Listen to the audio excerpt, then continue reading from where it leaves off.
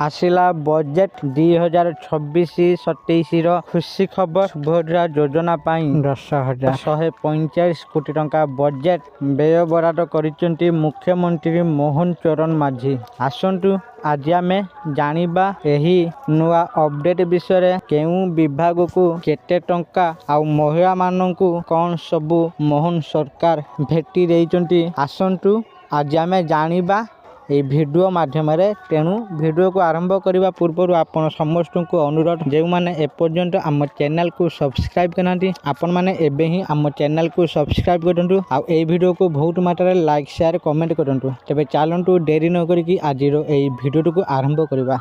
ओडिशार महिला और शिशु मानक सामाजिक और आर्थिक सुरक्षा को सुनिश्चित करने बजेट 2026-27 एक बृहत पदक्षेप ग्रहण करा जायछि बोली मुख्यमंत्री मोहन चरण माझी शुक्रवार कहिसेंती। राज्य सरकार महिला सशक्तिकरण को गुरुत्व देउछंती बोली से कहिसेंती।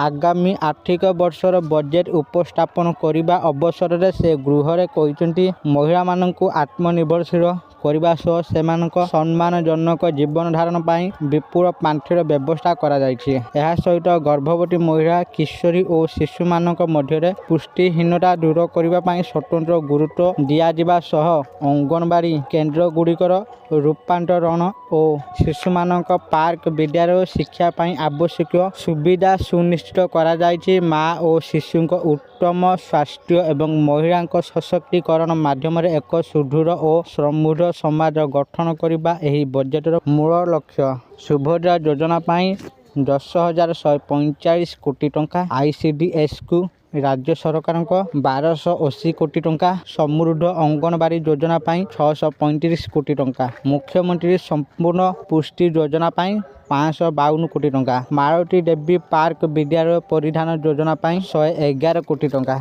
आशा करती आपण मानक आज भिडियोटी निश्चित भाव में भल लगी आपण मैंने भिडियो देखिए सबकि बुझी जाइए। यदि आपण मानक भिडियोटी भल लगी था दयाकोरी ये भिडियो को बहुत मात्रा लाइक शेयर कमेंट करूँ। आ जो मैंने एपर्यंत आम चैनल को सब्सक्राइब करना आपण मानक अनुरोध आपण मैंने एबे ही आम चैनल को सब्सक्राइब करूँ। आज ये पुणी देखा आउ एक नुआ भिडियो से पर्यंत मुझे आपण मान विदाय नौची। धन्यवाद।